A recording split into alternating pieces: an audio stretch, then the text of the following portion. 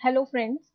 आज हम InDesign में नेविगेट करना सीखेंगे कि आप कैसे अपने डॉक्यूमेंट को जूम इन जूम आउट कर सकते हैं, कैसे आप पेज टू पेज जंप कर सकते हैं। तो सबसे पहले अब आप यहाँ पर टूल बॉक्स में से जूम टूल को सेलेक्ट करेंगे। आप देख सकते हैं कि हमने यहाँ पर जूम टूल को सेलेक्ट कर लिया है। अब सपोज हम यहाँ पर अपने इस पेज को जूम इन करना चाहते हैं, तो सिंपली आप इस पर लेफ्ट क्लिक करेंगे तो आप देखेंगे कि आपका जो डॉक्यूमेंट है वो जूम इन हो गया है। अब आप जितनी बार भी इस पर क्लिक करेंगे ये आपके डॉक्यूमेंट को जूम इन करता जाएगा। बट अगर अब आप यहाँ पर इसको जूम आउट करना चाहते हैं तो आप कीबोर्ड से ऑल्ट की को प्रेस करेंगे, देन माउस से लेफ्ट क्लिक को प्रेस करेंगे तो ये इसे जूम आउट करता है। आप देख सकते हैं यहाँ पर कि ये कैसे इसको जूम आउट कर रहा है। इसी तरह सपोज अगर आप किसी दूसरे टूल के साथ वर्क कर रहे हैं, सपोज हम यहाँ पर किसी दूसरे टूल पर क्लिक करते हैं और अब हमें जो है यहाँ पर अपने इस पेज को जूम इन करना है, तो हम यहाँ पर अब कीबोर्ड से control then space bar key को प्रेस करेंगे तो आप देख सकते हैं कि अब हम यहाँ पर अपने इस पेज को जूम इन कर सकते हैं। आप देख रहे हैं यहाँ पर।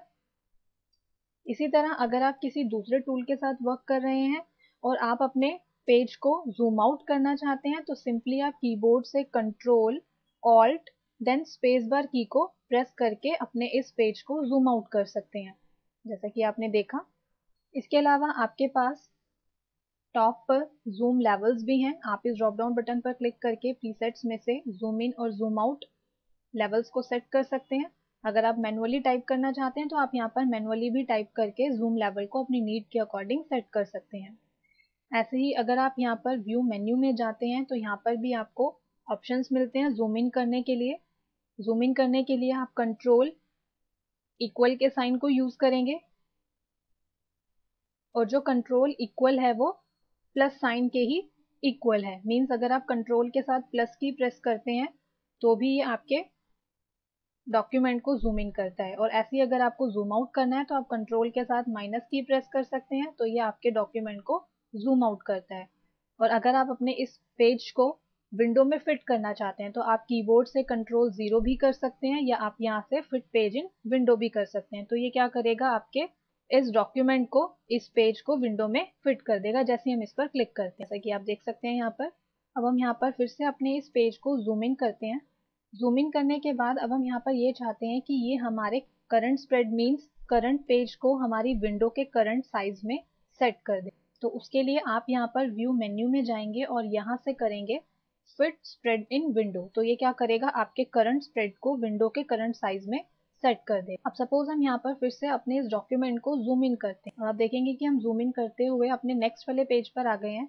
अब हम यहाँ पर ये चाहते हैं कि ये हमारे करंट स्प्रेड को मीन्स हमारे करंट पेज को विंडो के करंट साइज में सेट कर दे। तो उसके लिए आप यहाँ पर व्यू मेन्यू में जाएंगे और यहाँ से करेंगे फिट स्प्रेड इन विंडो। तो ये क्या करेगा, आपके करंट स्प्रेड को विंडो के करंट साइज में सेट कर देगा। हम इस पर एक बार क्लिक करते हैं तो आप देख सकते हैं यहाँ पर। बट अगर आप यहाँ पर व्यू मेन्यू में जाकर इसे फिट इन विंडो करते तो ये क्या करता, सिर्फ आपके एक ही पेज को आपकी विंडो में फिट करता है, जैसा कि आप देख सकते हैं। बट हम यहाँ पर चाहते हैं कि हम इन दोनों पेजेस को अपनी विंडो में सेट कर लें, तो उसके लिए हमें जो है व्यू मेन्यू में से फिट स्प्रेड इन विंडो के ऑप्शन को सेलेक्ट करना पड़ेगा, या आप कीबोर्ड से ऑल्ट कंट्रोल 0 भी प्रेस कर सकते हैं।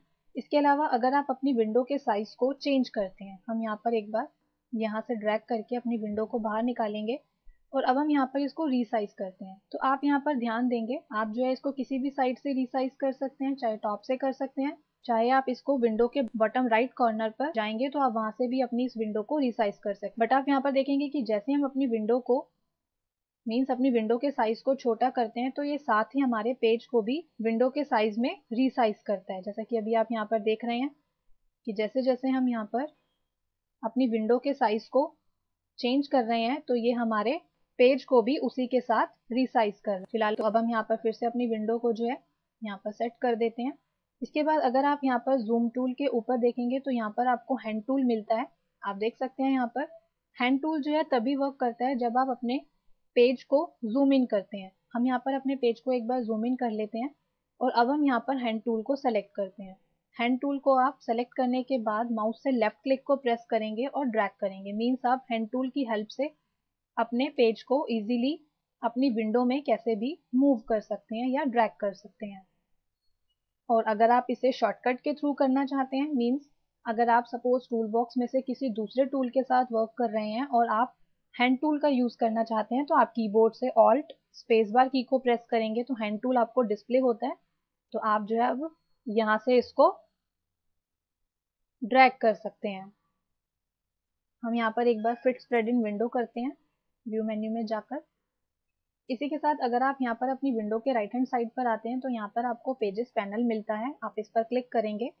क्लिक करते ही पेजेस पैनल आपके सामने डिस्प्ले होती है, जहाँ पर ये आपको आपके हर पेज का एक छोटा सा थंबनेल यहाँ पर डिस्प्ले करता है, जैसा कि अभी आप यहाँ पर देख रहे हैं।